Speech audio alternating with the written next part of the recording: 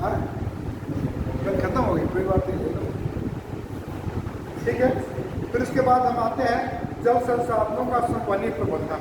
लिख लीजिए इसको, जल संसाधनों का संवहनीय प्रबंधन। अभी आप जानते हैं कि क्या पूरे विश्व के स्तर पर, क्या इंडिया में भी जल के स्तर में वृद्धि हो रही है या कमी हो रही है? कमी हो रही है। कितना कमी हो रही है, डाटा कुछ है?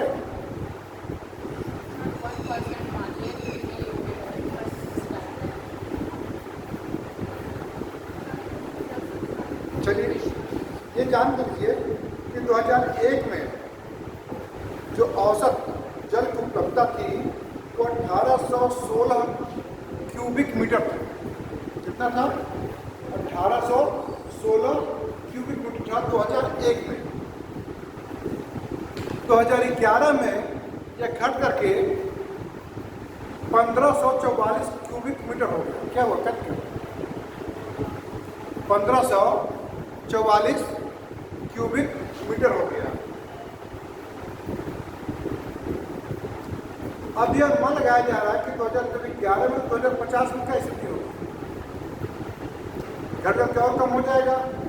तो कितना हो जाएगा?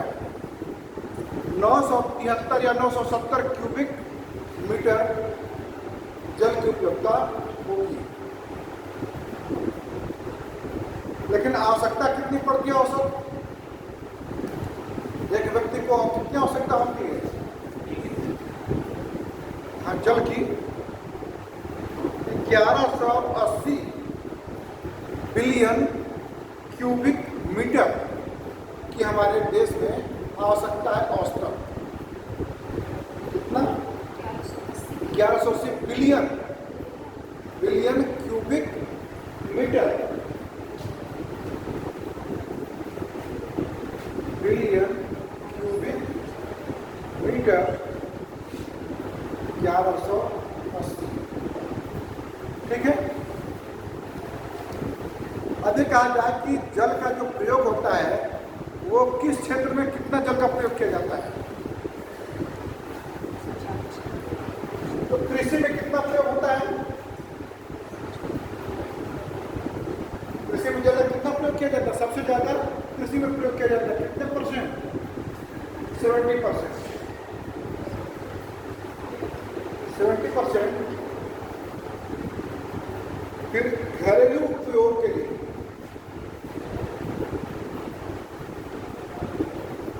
घरेलू उपभोग फिर कितना पड़ता है? 9%। औद्योगिक क्षेत्र के लिए कितना पड़ता है?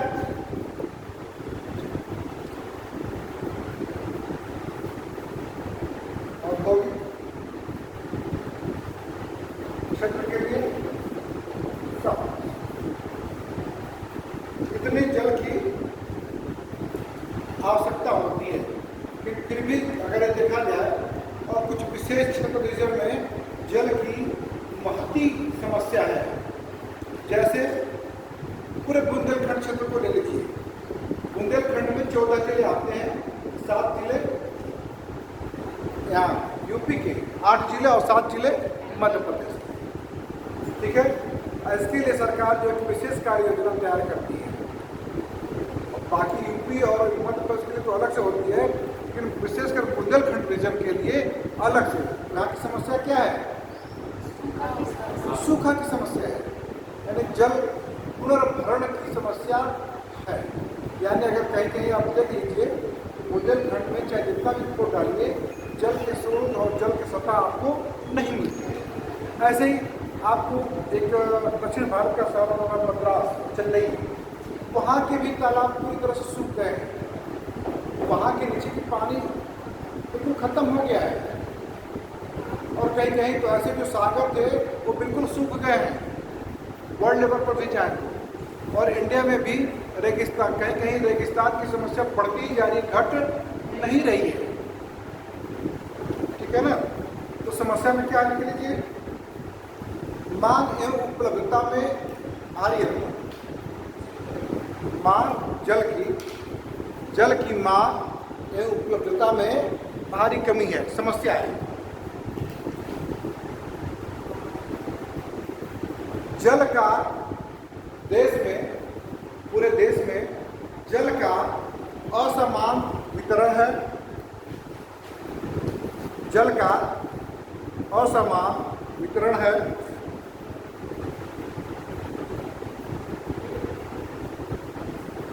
बाढ़ एवं सूखा की समस्या है।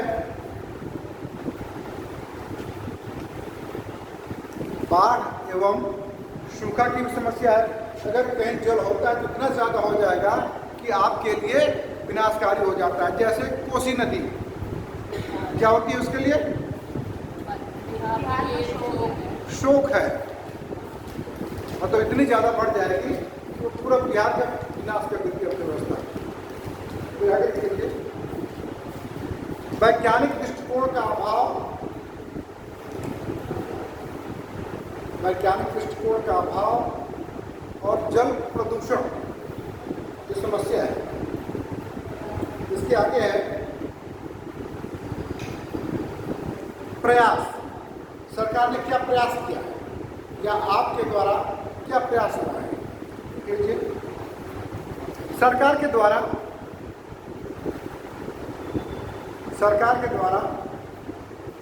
हर खेत को पानी, हर खेत को पानी का प्रति बूंद अधिक फसल,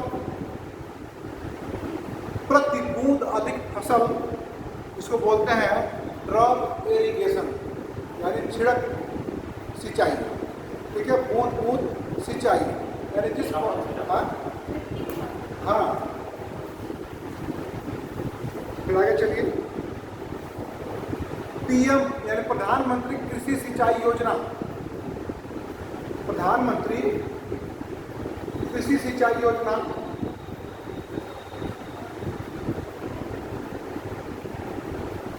इसके बाद स्मार्ट वाटर मीटर लगाना।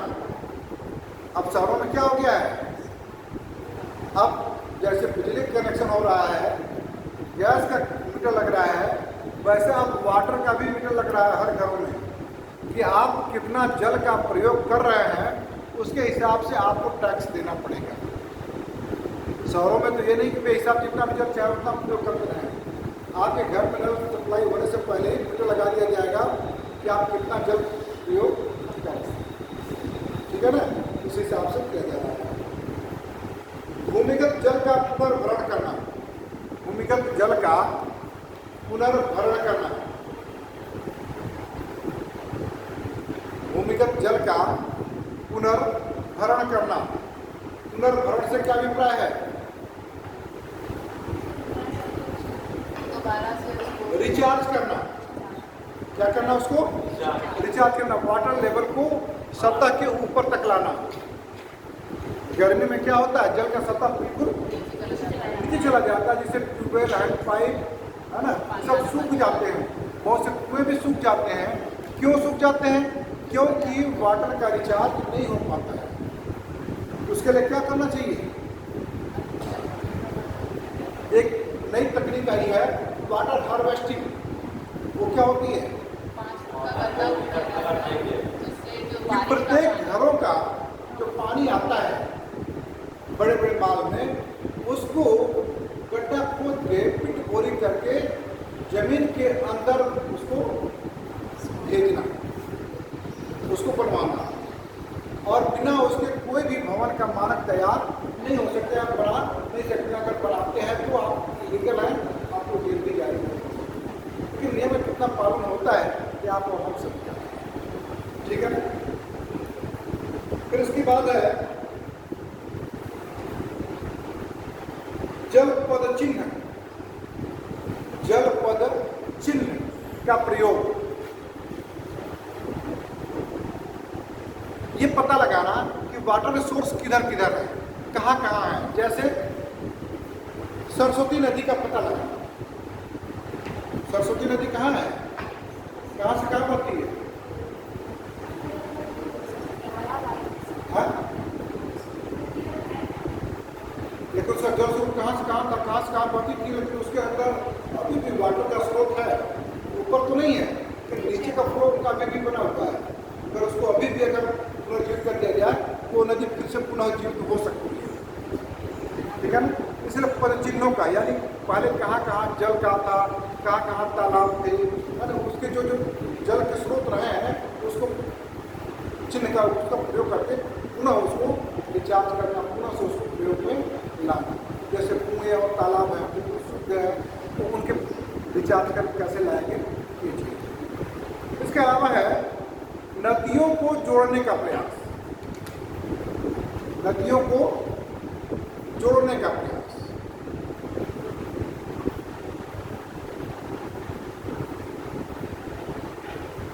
इसके बाद है सीवेज प्रबंधन व ठोस कचरा प्रबंधन। सीवेज प्रबंधन एवं ठोस कचरा प्रबंधन, इसका क्या अभिप्राय है?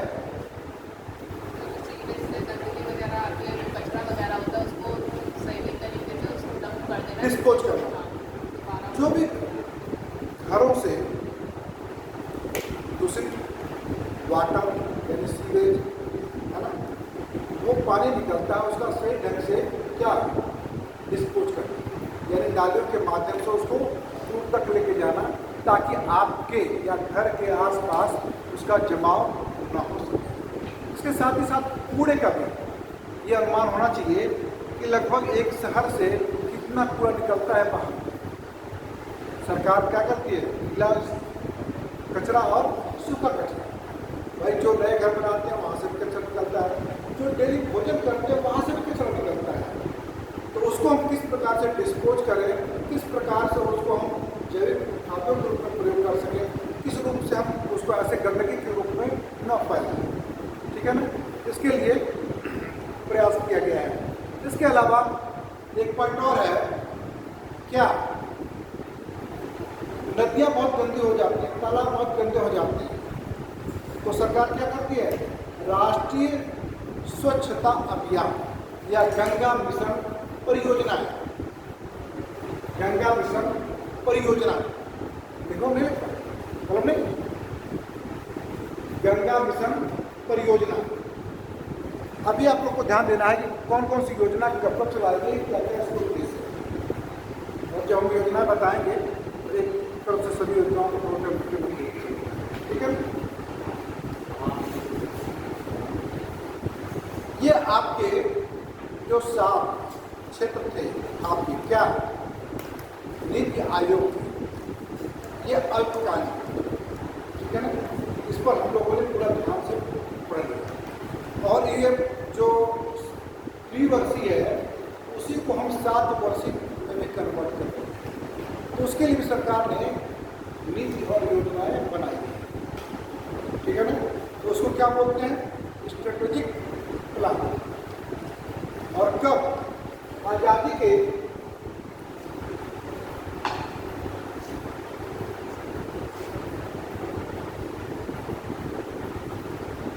आज़ादी के 75 वर्ष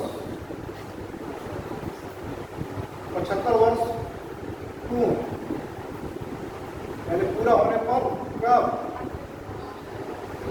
2022, ठीक है। तो उस पर सरकार ने क्या कार्यक्रम तय किया है, Amrit Mahotsav platinum jubilee, platinum jubilee मना रही है 2022 को, ठीक है। रणनीतिक 75 वर्ष में बनाई है, आप सभी को 76 चल रहा है, ठीक है ना। जो सरकार की रणनीति वो 75 वर्ष, ठीक है ना। उस पर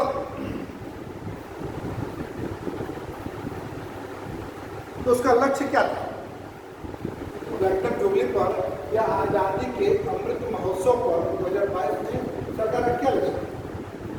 सरकार के 3 महत्वपूर्ण लक्ष्य थे।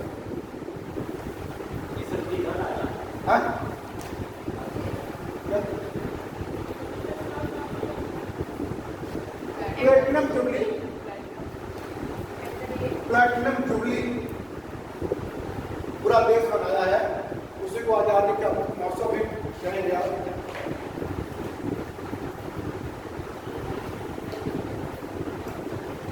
Strategy for new India, strategy for new India है,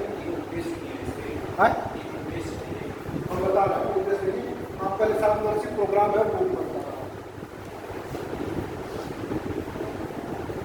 7 वर्ष स्ट्रेटजी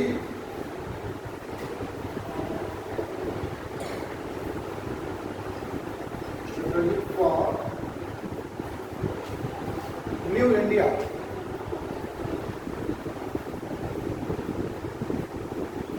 न्यू इंडिया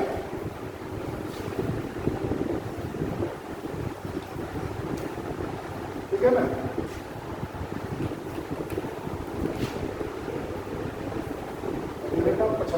ठीक है, इसमें लिख लीजिए आपको।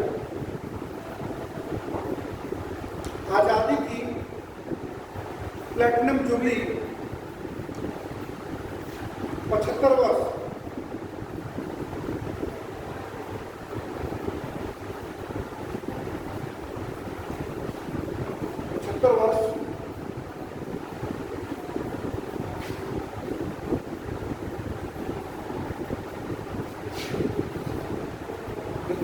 तक भारत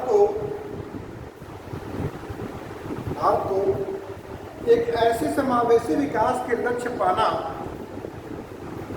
एक ऐसी समावेशी विकास के लक्ष्य को पाना जिसमें अर्थव्यवस्था में आमूल परिवर्तन लाया जा सके।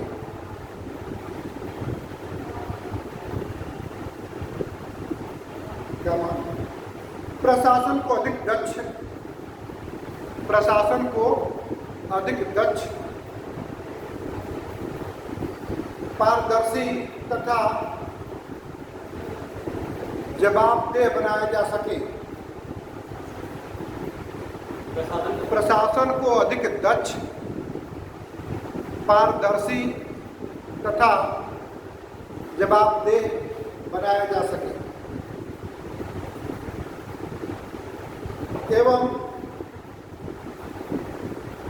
वस्तुओं तथा सेवाओं की पहुंच को सुगम एवं जवाबदेह बनाया जा सके।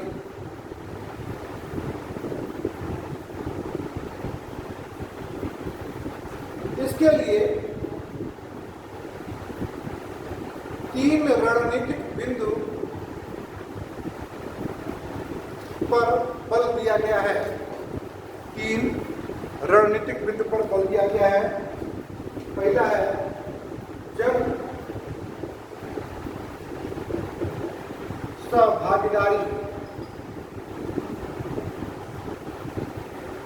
सहभागीदारी।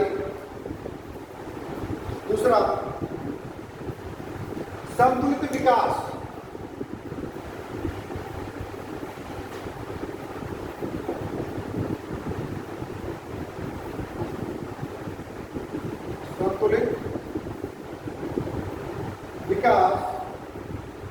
तीसरा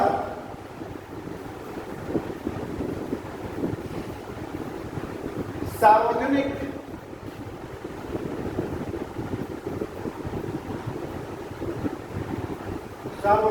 एवं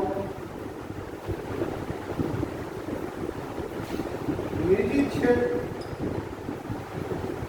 के अंतर को पाटना या कम करना। पाटना समझ रहे आप? यानी जो सार्वजनिक क्षेत्र और निजी क्षेत्र है इसके अंतर को समाप्त करना। यानी अगर ये कहा जाए कि सरकार निजी क्षेत्र पर जोर दे रही है,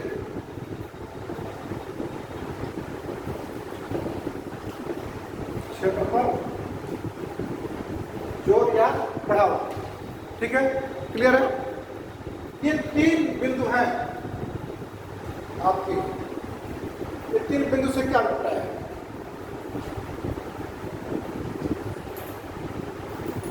इसके लिए एक रिपोर्ट तैयार की गई। जन सहभागिता से क्या अभिप्राय है?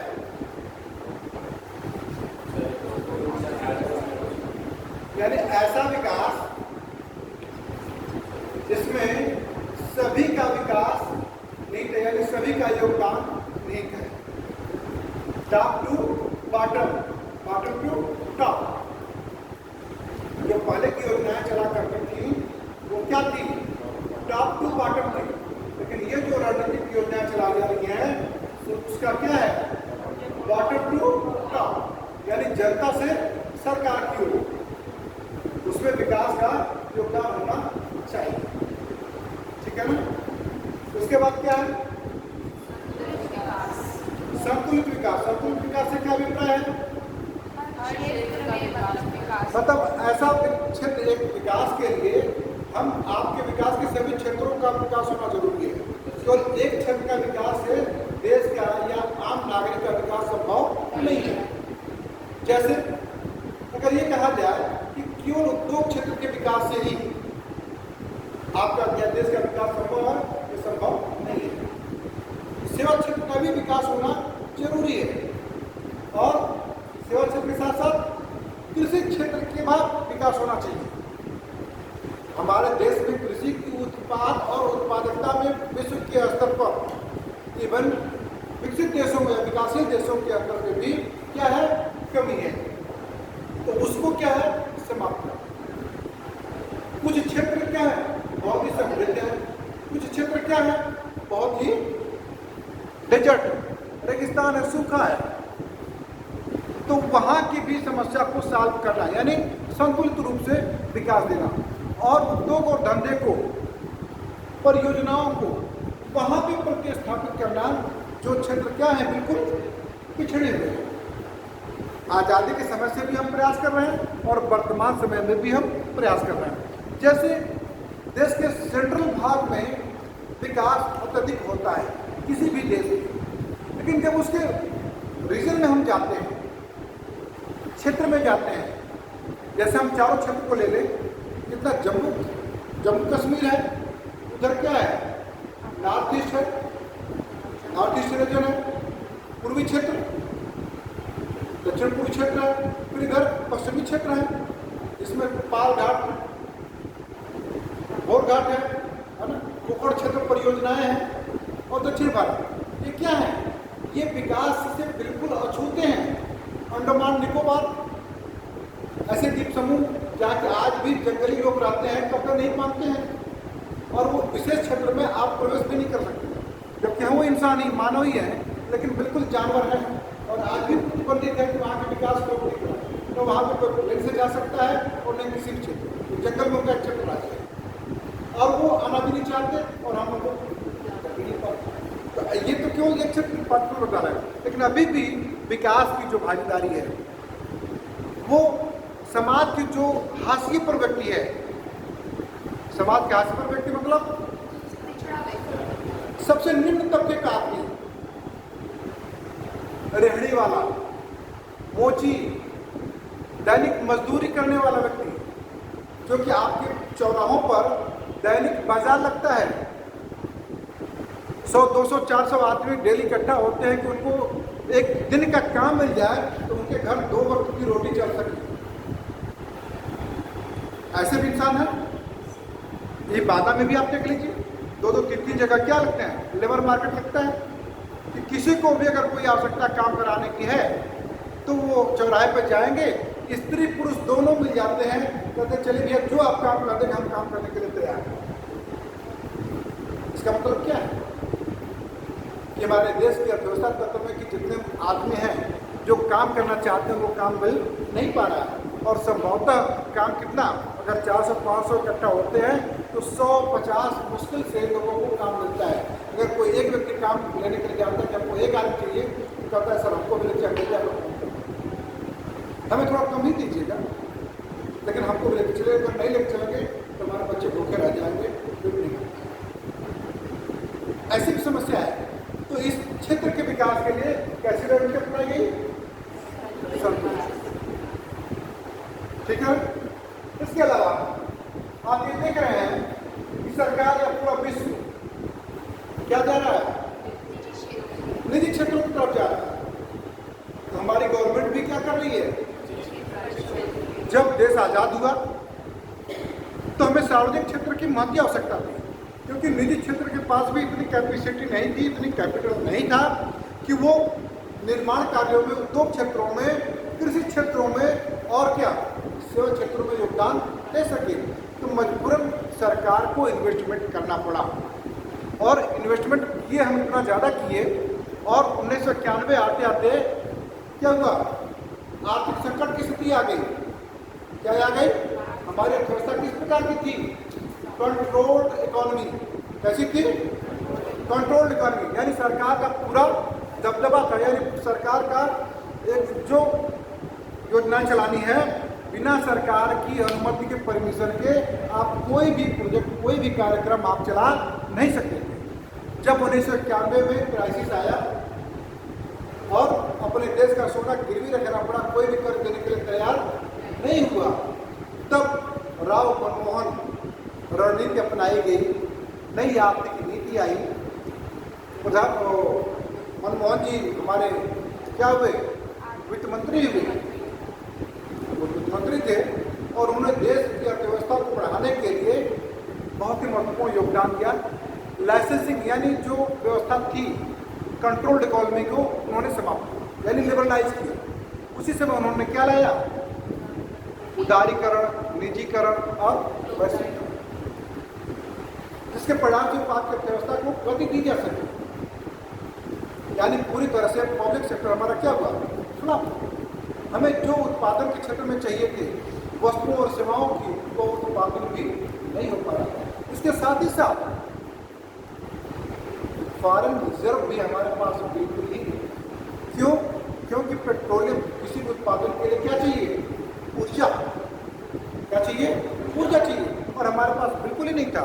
एक सप्ताह के लिए हमारे पास मात्र बजट बनी हुई थी, जैसा कि भी वर्तमान में पाकिस्तान, श्रीलंका और कई देशों को हुआ है, यूक्रेन को हुआ है। तो वहाँ पर संकट आ गया है।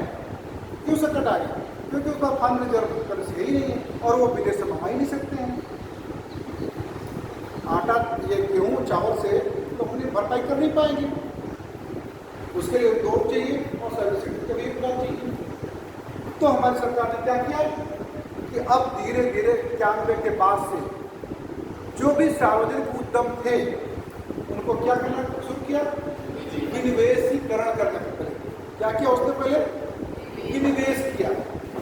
सरकार के पास आय भी कम थे, डिसइन्वेस्टमेंट जिसको, जिसके की कंपनियां होती हैं जो घाटे में चल रही थी, जो लाभ देता बिल्कुल कम था, उनको उन्होंने क्या किया, उनके शेयरों को आम जनमानस में या प्राइवेट क्षेत्र को उन्होंने बेच दिया। सरकार का पुत्र तो है, लेकिन प्रबंधन और स्वामित्व और गुणवत्ता के लिए निजी क्षेत्रों को उन्होंने, जैसे अभी आप चले जाइए स्टेशनों पर और स्टेशनों के बाथरूम में घुसने का कभी मन नहीं होता है, पहले होता है, लेकिन अब चले जाइए आपसे सुविधा शुल्क लिया जाएगा, लेकिन नीट एंड क्लीन होगा, आपको कहीं भी बदबू दिखाई नहीं देगी। क्यों, क्योंकि प्राइवेटाइजेशन कर दिया गया और प्लेटफार्म पर घुसेंगे उसके लिए आपको देना पड़ेगा,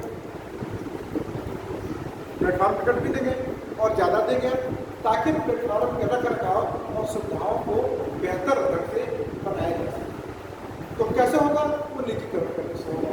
अगर सार्वजनिक क्षेत्र पर हो तो आदमी कहता है ये तो सरकार का है, यूज करो और फेंको या गंदगी करो, स्टेशनों पर आप कुछ भी फेंक दीजिए चल जाता है। लेकिन अब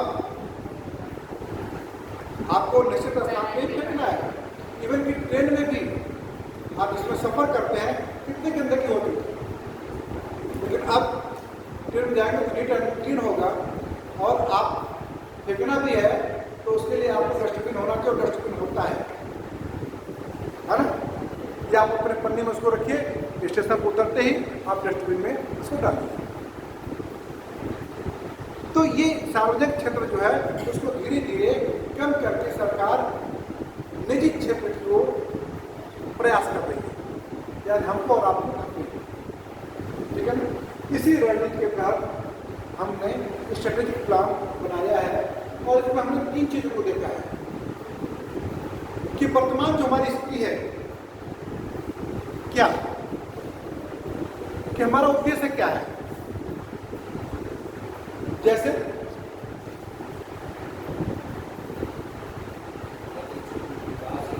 विकास, यानी विकास में हम क्या कहेंगे, ग्रोथ। ग्रोथ है, ग्रोथ को कैसे डिफाइन करें, ग्रोथ का उद्देश्य क्या है।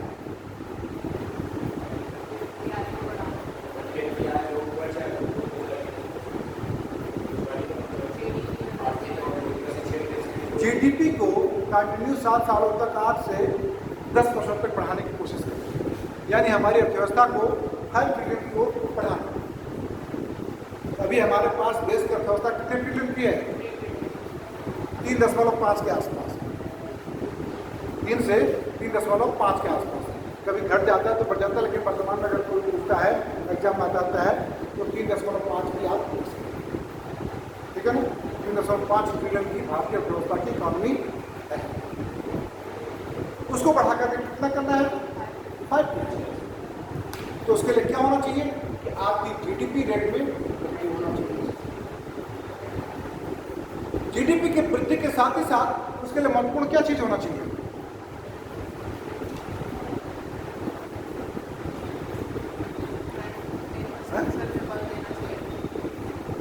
आपके सेविंग, निवेश की दर है, जो विनिर्माण क्षेत्र है, उसकी दर कितनी होनी चाहिए। अभी वर्तमान में कितना है, जो आप बचत करते हैं वही निवेश करते हैं। क्या करते हैं आप, जो बचत करते हैं वही आप क्या करते हैं, निवेश करते हैं। तो निवेश की दर कितनी है, कितनी है, 29% के आसपास, 49 है। और विकास के लिए, ड्राइवर्स के लिए, ग्रोथ और वृद्धि के लिए कितने होने चाहिए, कम से कम 36%। कितना होना चाहिए, 36%। इसके साथ ही साथ और क्या होना चाहिए, आप अधिक से अधिक वस्तुओं क्या करते हैं, आयात करते हैं। तो आपको क्या करना चाहिए, निर्यात में, वस्तुओं और सेवाओं के निर्यात में वृद्धि होना चाहिए, तब जाकर के आप ग्रोथ में वृद्धि कर पाएंगे। क्या कर पाएंगे, ग्रोथ में वृद्धि कर पाएंगे। ये तो हमारा उद्देश्य होगा। तो वर्तमान परिस्थिति हमारी कितनी अच्छी है, उसको हम मूल्यांकन करेंगे, ठीक है ना। फिर उसके बाद क्या करेंगे, इसका समाधान देखेंगे, क्या समस्या है। समस्या को देखते हुए फिर उसका क्या करेंगे, फ्यूचर का प्लानिंग करेंगे। नीति आयोग का क्या कार्य है, फ्यूचर की प्लानिंग करना, कि इसका क्या क्या उपाय हो सकते हैं, इन विषयों पर। तो इस पर किस पर वो स्ट्रेटेजिक प्लान में किस पर हम ध्यान देंगे। पहला, समृद्धि,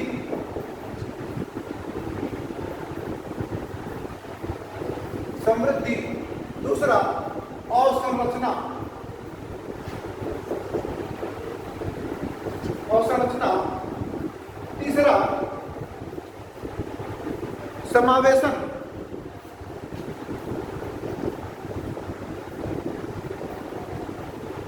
समावेशन। और चौथा पॉइंट है प्रशासन। इन 4 क्षेत्रों पर हमें स्ट्रेटेजिक प्लान बनाना है, ठीक है ना।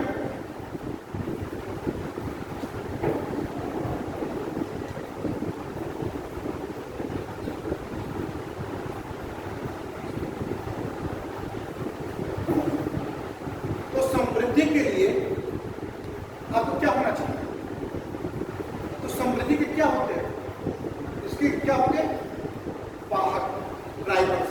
इसको क्या बोलेंगे हम, ड्राइवर।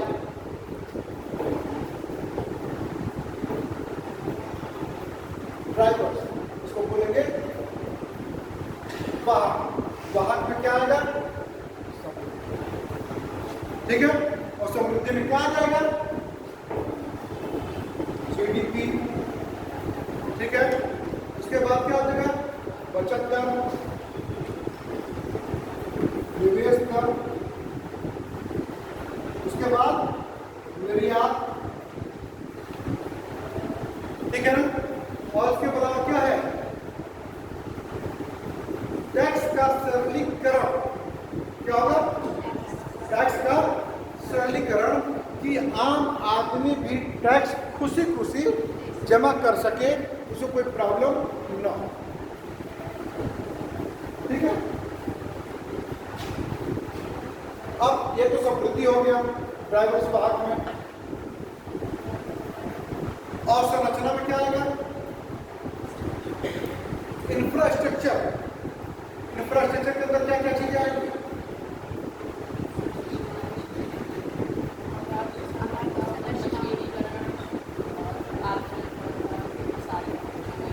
ठीक है, सब जो इंजन है विकास के सब आपके सक्षम हो जाएंगे। उसके बाद समावेशन में क्या है?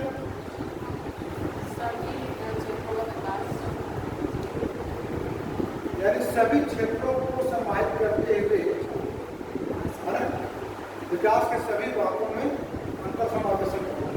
उसके बाद प्रशासन। प्रशासन में क्या होगा? जो आपका सिस्टम तंत्र है प्रशासन का, पुलिस प्रशासन, न्याय प्रणाली, है ना, पुलिस, ये सब में क्या? सरकार में सुधार, ठीक है ना। इसको लिखा दो, फिर लिख लीजिए। इस रिपोर्ट में वो आप लिखे थे ना, संतुलित विकास की रणनीति सार्वजनिक क्षेत्र के निष्पादन केंद्र को पाठन, उसके बाद लिख लीजिए। ये सरकार ने क्या बनाया था? रिपोर्ट। ये रिपोर्ट बनाई थी 7 वर्ष के लिए, ठीक है। 2017 से लेकर के 2023 तक हो जाएगा शासन, नहीं 17 से 24, 17 को 24, ठीक है। हाँ नहीं आएगा, कितना होगा? 17, 18, 19, 20, 20, 21, 22, 22, 23, 24, 7 साल हो गए कि नहीं हो गए? क्या स्ट्रेटेजी प्लान जो बनाई गई है, रणनीतिक प्लान जो बनाया गया, वो 7 वर्षीय रिपोर्ट बनाई गई, 7 वर्षों की रिपोर्ट बनाई गई कि 7 वर्षों में हम विकास के लिए क्या क्या काम करेंगे, क्या क्या रणनीति अपनाएंगे। क्योंकि प्लानिंग कमीशन में क्या होता था और नीति आयोग में क्या क्या है? तो नीति आयोग पहले तो 5 साल के लिए बनाती थी योजना प्लानिंग कमीशन के तहत, लेकिन नीति आयोग के तहत क्या हो रहा है कि वो वित्तीय लेन देन नहीं करेगा। वो क्या करेगा? बस नीति आयोग क्या करेगा? ये सब जो ड्राफ्ट बना रहा है, रिपोर्ट बना रहा है, क्या कर रहा है? ठीक ट्रैक पे काम कर रहा है कि इस क्षेत्रों में आपको ये काम करना है। वो अर्थशास्त्रियों के द्वारा और सरकार पोर्टलों के द्वारा एक समिति बनाई गई है, रणनीति बनाई गई है, एक ड्राफ्ट बनाया गया है कि इस क्षेत्रों पर 7 वर्षों के लिए हम काम करेंगे। फिर उसके बाद दृष्टिकोण विजन है, वो कितने वर्षों के लिए है? 15 वर्षों के लिए। कितने वर्षों के लिए? 15 वर्षों के लिए। कार्य योजना, स्ट्रेटेजिक प्लान और दृष्टिकोण, ये 3 है। बार बार मैं आपको बता रहा हूँ कि आप कहीं आ जाए इसको अपना बोलिएगा, क्यों ना? थोड़ा समझ में आ रहा है? मैं बोल रहा हूँ समझ में आता है कि और देश तो नहीं बोल रहा हूँ भाई, स्पष्ट बता दीजिएगा आपको।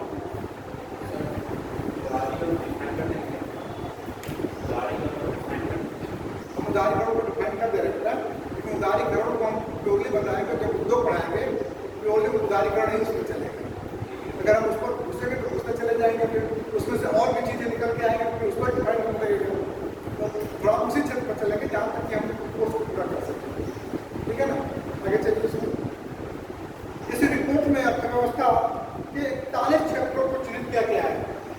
गया इन तीनों क्षेत्रों के लिए। क्या किया गया? 4 क्षेत्रों के लिए 41 क्षेत्र हैं। क्या 41 क्षेत्रों को चिन्हित किया गया है। इससे क्या पूछ सकता है?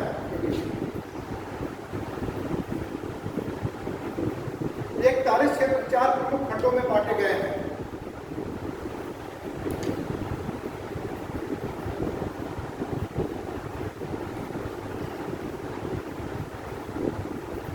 पहला पॉइंट है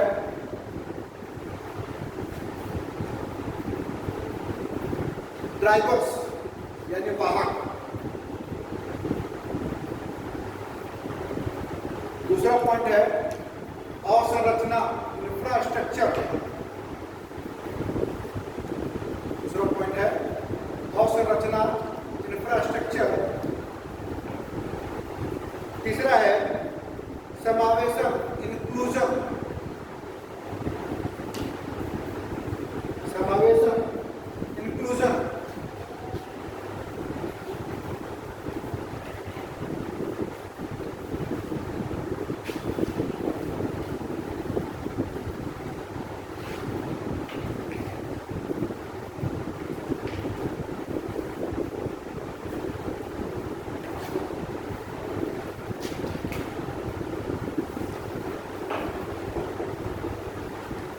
ड्राइवर्स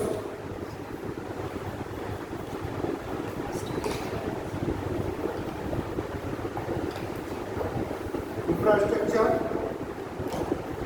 तीसरा क्या है? इंक्लूजन।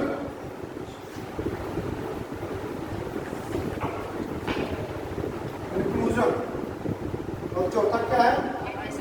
गवर्नमेंट गवर्नेंस जिसको बोलते हैं।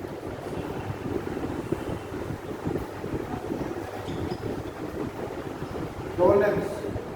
ठीक है, चलिए इन चारों क्षेत्रों को भी लीजिए इसमें उपचार शीर्षक।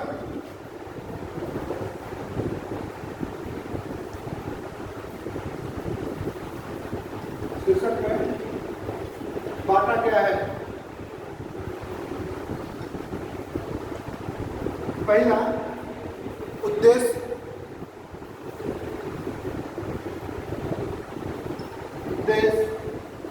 दूसरा वर्तमान स्थिति।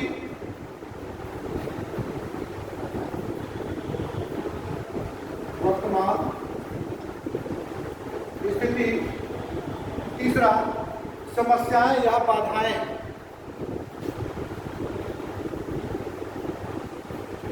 समस्याएं या बाधाएं। चौथा पॉइंट है, चौथा पॉइंट क्या होगा?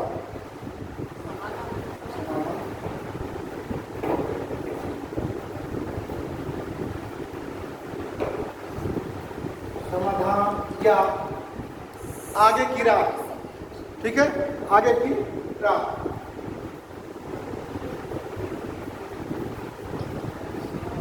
ठीक है, क्लियर हो गया? क्योंकि अब हम आपको इतना नाम बढ़ा दिए हैं सातों ड्राइव चीज़ों में कि सब कुछ समाहित हो चुका है, इसलिए फिर हम इसके अंदर नहीं घुसेंगे। ठीक है ना? हाँ, लेकिन ड्राइवर्स में क्या क्या होंगे हम मेन पॉइंट को दिखा देंगे। ठीक है ना? तो लिख लीजिए आप पहले आप लोग ड्राइवर्स। ड्राइवर्स में क्या आएगा? ग्रोथ। ग्रोथ ग्रोथ कितना होना चाहिए? ग्रोथ 10% और इसके अलावा निवेश दर। निवेश दर कितना होना चाहिए? अभी वर्तमान में कितना है? 29%। होना कितना चाहिए? 36%। ठीक है,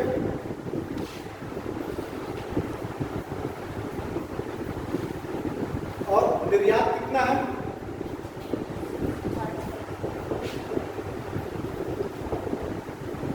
469 बिलियन डॉलर, 470 बिलियन डॉलर। इसको बढ़ा के कितना करना है? इसको बढ़ा के करना है 800 बिलियन डॉलर। ऐसे बना के काट दीजिए, डॉलर हो जाएगा। ठीक है, ये इसमें आपका ड्राइवर का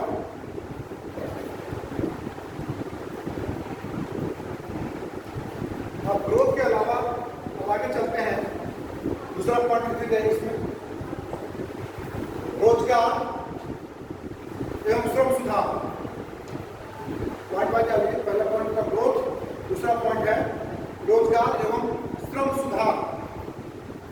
रोजगार एवं श्रम सुधार।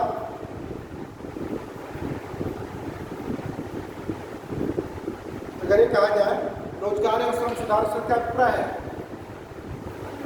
ये सरकार ने कहा है 5 बिलियन रोजगार प्रतिवर्ष सृजित करने का लक्ष्य रखा गया।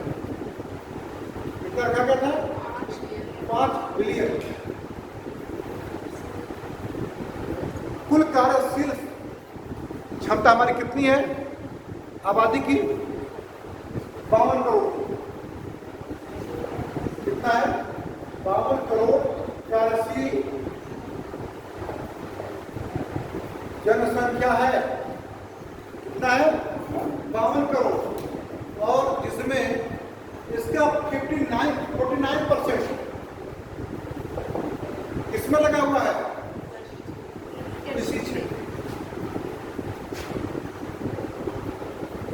क्या ये हमारे लिए चिंता का विषय नहीं है? सबसे बड़ी चिंता का कारण हमारा यही है जो रोजगार भी नहीं बिल्कुल कर पाता है। ठीक है ना?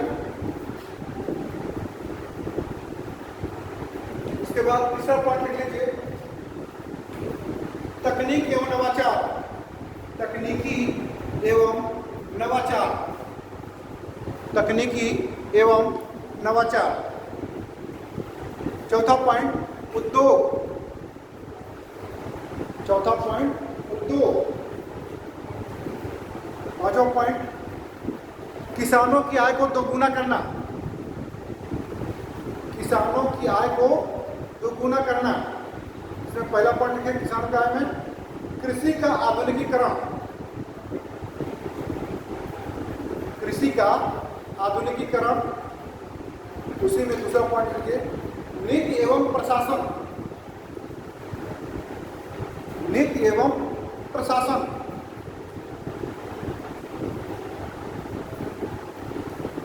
तीसरा पॉइंट मूल्य श्रृंखला। मूल्य श्रृंखला एवं ग्रामीण अवसंरचना का विकास।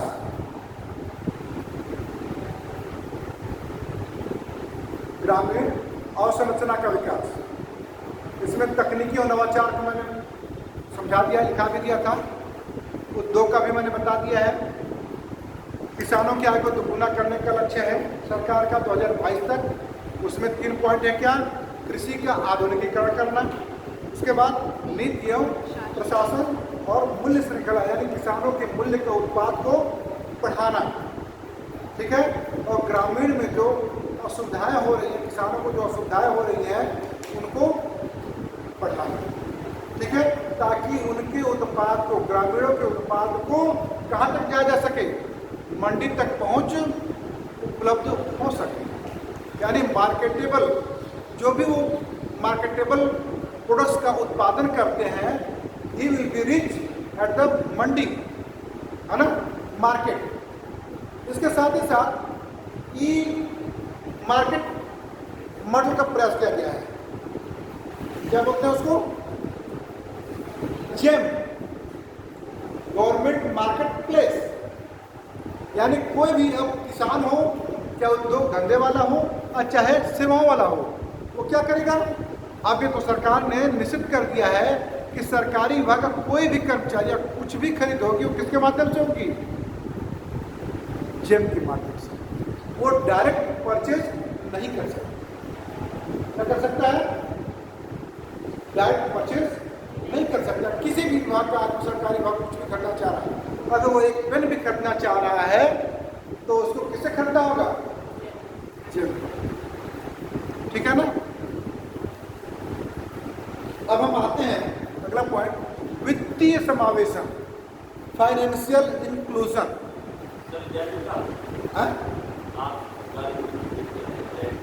क्या? जब बता तो रहा हूं, गवर्नमेंट मार्केट प्लेस, ठीक है ना?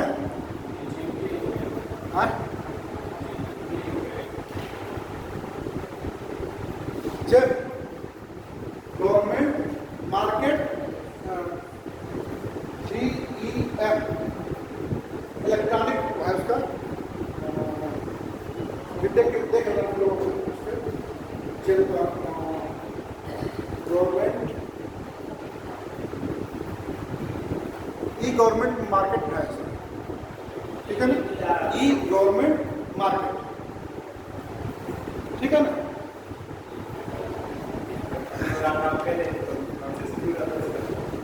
फिर वित्तीय समावेशन, वित्तीय समावेशन, वित्तीय समावेशन का मतलब क्या समझते हैं आप?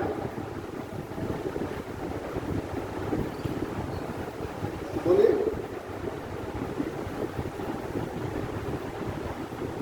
वित्तीय समावेशन ये बताएगा?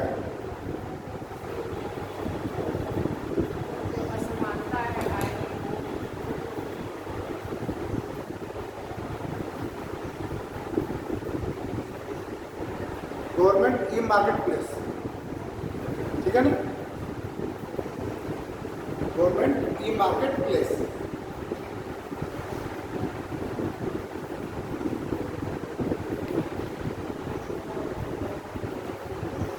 ठीक है? वित्तीय समावेशन से क्या मतलब है?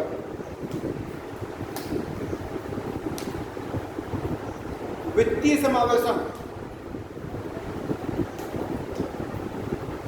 बताओ। सभी क्षेत्रों में जो राजनीतिक असमानता है,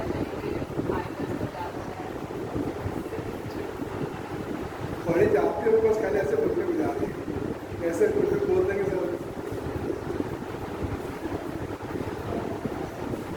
समावेशन मतलब समझ रहे हैं आप लोग? सभी सम्मिलित।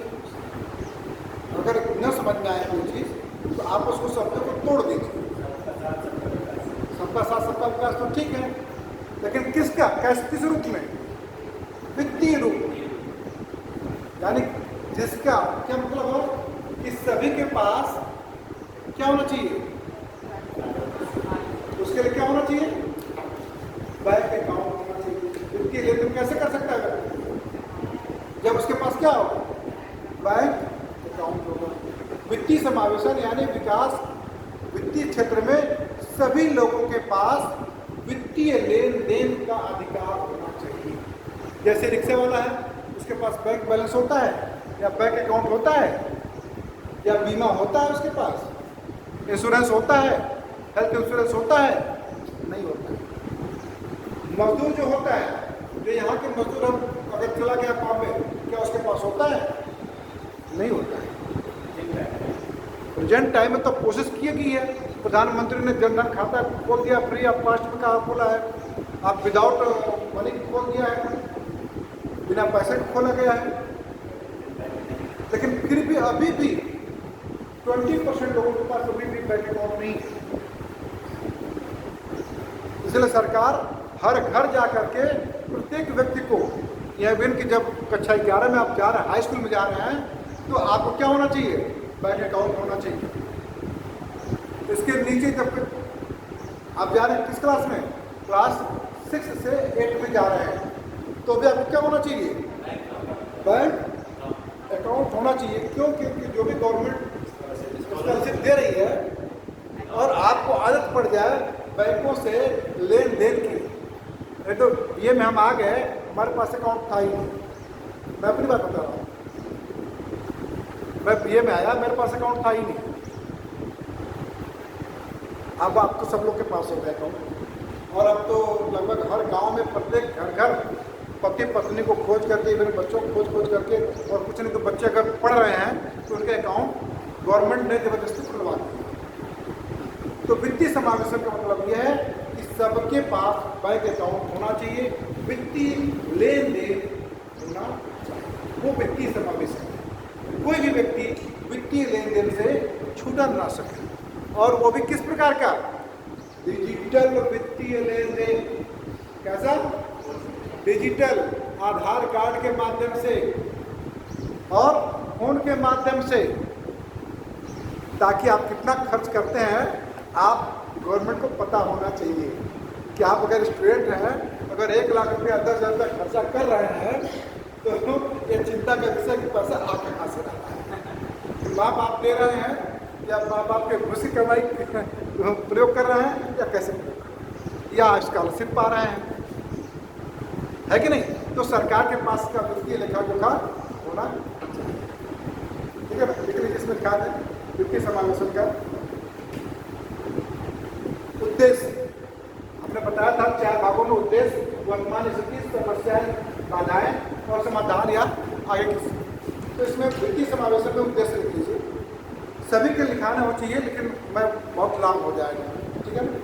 वित्तीय समावेशन आप लोग को बिल्कुल नया है, नहीं समझ में आएगा, इसलिए मैं दिखा देना चाह रहा हूँ। पहला पॉइंट, सभी तक बैंक अकाउंट की पहुंच सुनिश्चित करना। उद्देश्य क्या है इसका? पहला, सभी तक बैंक अकाउंट की पहुंच सुनिश्चित करना। दूसरा, डिजिटल पेमेंट की पहुंच को बढ़ाना।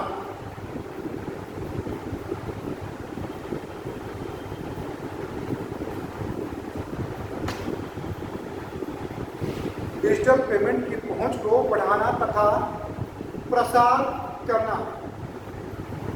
प्रसार करना।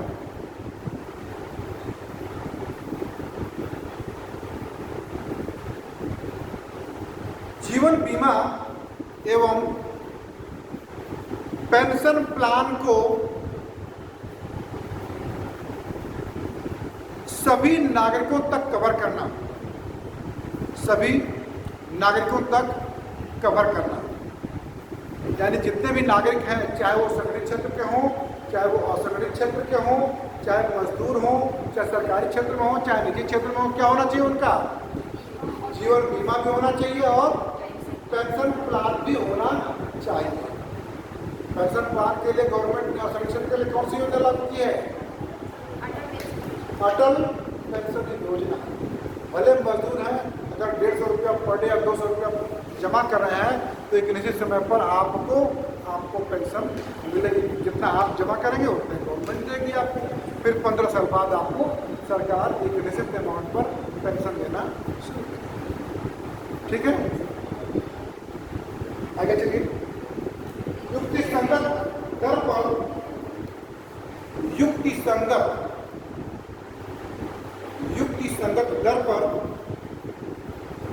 उन लोगों को ऋण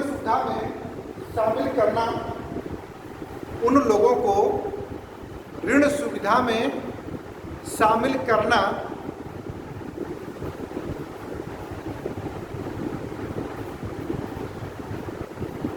जो अब तक इससे बाहर हैं, यानी उन सभी व्यक्तियों को इसके अंदर लाना, ऋण सुविधा उपलब्ध कराना जो अभी तक ऋण नहीं है। ठीक है, अब वर्तमान स्थिति में चले आए। अभी तो उद्देश्य था वित्तीय समावेशन क्या था? सरकार का यह है टारगेट कि सभी के पास क्या होना चाहिए? जीवन बीमा होना चाहिए, है ना, और पेंशन प्लान होना चाहिए, और बैंक अकाउंट होना चाहिए, डिजिटल पेमेंट होना चाहिए। ठीक है ना? अब सरकार या आम आदमी भी क्या करता है? कहीं चाय भी पीता है तो मोबाइल से पेमेंट करता है, और कहीं आप गाड़ी से जा रहे हैं, अगर आप पेट्रोल भरा रहे हैं डिजिटल पेमेंट से तो आपको 5% 2% ज़्यादा मिलता है या कम कीमत पे मिलता है ना, इसको बढ़ाने के लिए। ठीक है ना? सरकार ने इसके लिए सरकार ने इसके लिए कई फ्लैगशिप योजनाएं, सरकार ने इसके लिए कई फ्लैगशिप योजनाएं चलाई हैं। फ्लैगशिप, सरकार इसके लिए कई फ्लैगशिप योजनाएं चलाई हैं। पहला, प्रधानमंत्री जन धन योजना, पीएम जन धन योजना, पीएम, दूसरा पॉइंट, पीएम मुद्रा योजना, पीएम मुद्रा योजना। मुद्रा समझ रहे हैं आप लोग? मुद्रा में से होता क्या है? रुपया, पैसा। मुद्रा योजना क्या है प्रधानमंत्री की? है?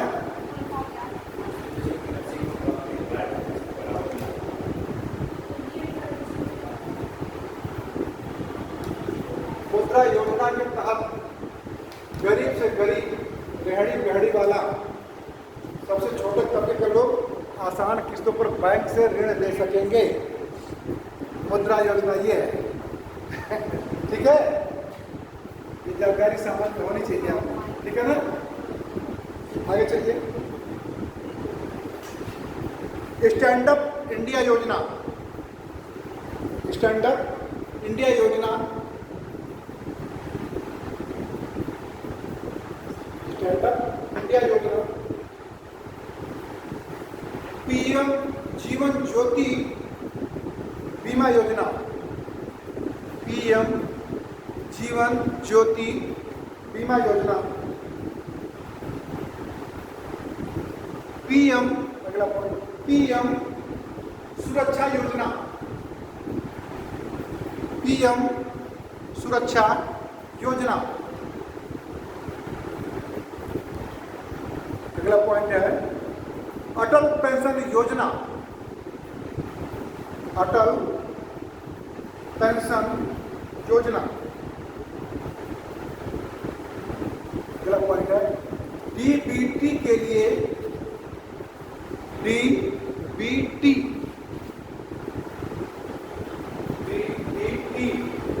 डायरेक्ट बेनिफिट ट्रांसफर के आधार को बढ़ाना, डायरेक्ट बेनिफिट ट्रांसफर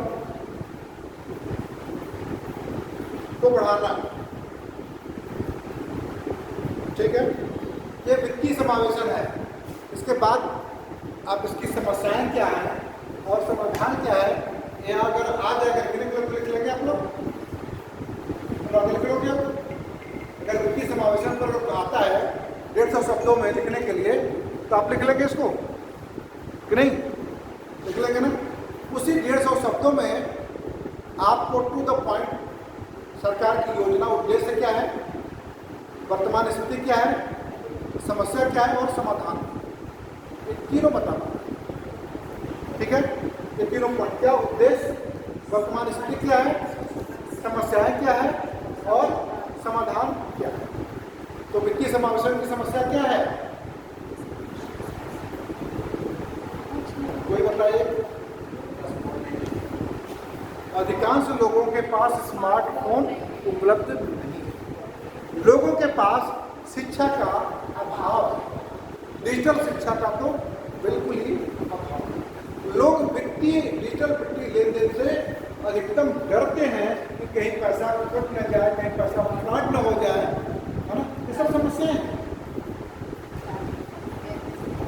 तो इसके लिए क्या होना चाहिए कि डिजिटल पेमेंट इतना सिक्योर होना चाहिए कि आपका एक भी पैसा कोई दूसरा हैक न कर सके। ठीक है ना? लोन ऐप जो आए थे बहुत फ्रॉड वगैरह थे। इसी तरह उसको जांचना कि क्या ये आरबीआई के द्वारा मान्यता प्राप्त है, ये भी आपको सोचना है। क्या ये भारत सरकार के द्वारा मान्यता प्राप्त ऐप है, या जैसे भीम ऐप है वो गवर्नमेंट का है, लेकिन इसके अलावा और भी कई ऐप चल रहे हैं। और कहा जाता है कि आपकी लॉटरी निकल गई है, फट इतना पैसा भेजिए तो आपको कार मिल जाएगी, है ना। अभी लेटेस्ट घटना मैं परसों बता रहा हूँ आपको कि हमारे एक मामा हैं, वो बहुत अच्छे कार के निर्माता हैं, मतलब कार के गैराज चलता है।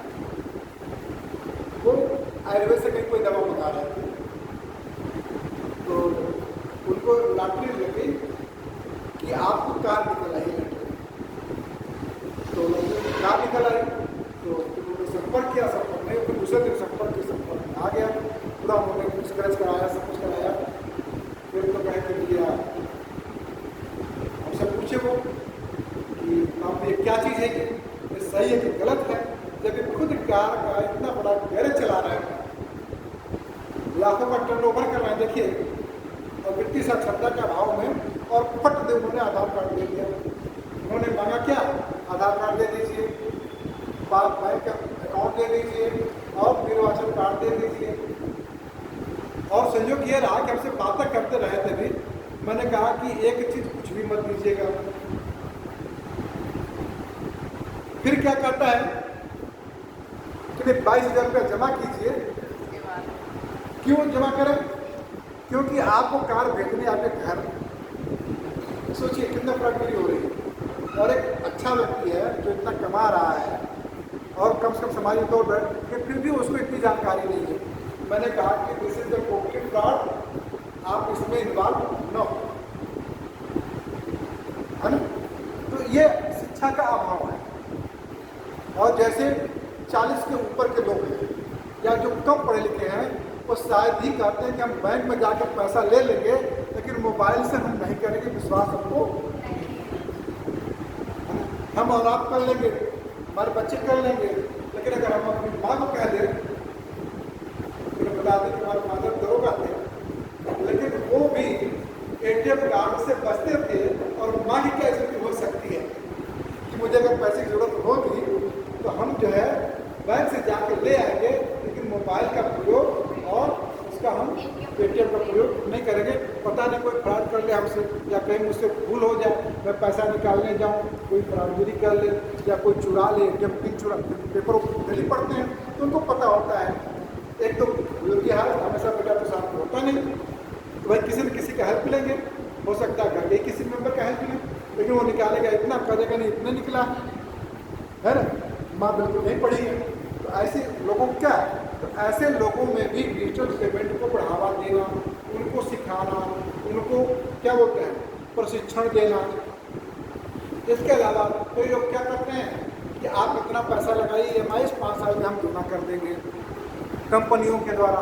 तो कंपनियां क्या करती हैं, जैसे सहारा कंपनी है, उसको क्या बोलते हैं, पोजी कंपनी। क्या बोलते हैं इसको, पोजी कंपनी, जो फ्रॉडगिरी करती है। तो ऐसी कंपनियों से सावधान होना। और इसमें अच्छे अच्छे लोग, फिल्म एक्टर तक के भी गिरफ्त हो चुके हैं, तो उनके धन को दोगुना कर दिया जाएगा और इतना पैसा इन्वेस्टमेंट कर दीजिए। एक कंपनी है और पता चला कि 2 साल बाद कंपनी ले देकर 27 करोड़ 1000 रुपये को लेकर के चंपत हो गई, तो फिर आप खोजते रहे, नहीं मिलता। इसके अलावा बहुत छोड़ दीजिए, सहारा कंपनी नाम ले लीजिए, उनको अभी भी जेल में है वो बंद है। 5000 करोड़ रुपए का उन्होंने लोगों को दिया ही नहीं। ऐसे बहुत से लोग हैं अभी भी जेल में है वो। तो ऐसा क्या है, आपको वित्तीय साक्षरता की कमी है। तो इसके लिए समाधान क्या होगा, इसके लिए सभी नागरिकों को स्कूल लेवल पर, ऑफिसर लेवल पर, विलेज लेवल पर, पंचायत लेवल पर और ब्लॉक लेवल पर, गांव लेवल पर, ग्राम प्रधान स्तर पर क्या होना चाहिए, वित्तीय साक्षरता प्रशिक्षण होना चाहिए। इसके लिए सेबी ने, सेबी क्या है, सिक्योरिटी बोर्ड ऑफ इंडिया, वो बाकायदा क्या करती है, प्रशिक्षक नियुक्त कर रही है। आपको 1 सप्ताह 10 दिन की ट्रेनिंग देती है, महीने 2-4 महीने पर आपको क्या करती है, आपको फिर प्रशिक्षण देती है और आपको कहती है कि आप गांव में किसी भी 20 आदमी को पकड़ करके, औरतों को स्कूल में जाकर के 10 के बच्चों को, अधिकारियों को, किसानों को आप प्रशिक्षित करेंगे तो आपको 5,000 रुपया मिलेगा। अगर आप इतना कर पाते हैं तो आपके लिए बेहतर है। लाइट भी चली गई। वित्तीय क्या है? टाइम हो गया? टाइम हो गया? हमारा टॉपिक पूरा नहीं हो पाया। हम रोज टॉपिक को सोचते हैं खत्म कर देंगे तो कितना, तो कुछ तो लिख लो तुम लोग, छोड़ दें फोटो भेजा दीजिए। हाँ क्या चीज पूरा भेजा दें, समझ में भी नहीं आएगा ना। हम साथ में लिखते हैं तो उनको आप लोग छोड़ ही नहीं पाओगे। चलो नेक्स्ट चला देंगे। लेकिन इतना पढ़ा रहे, इतना कवर कर रहे हैं नहीं आप लोग। नहीं, लेकिन ये वित्तीय जो समावेशन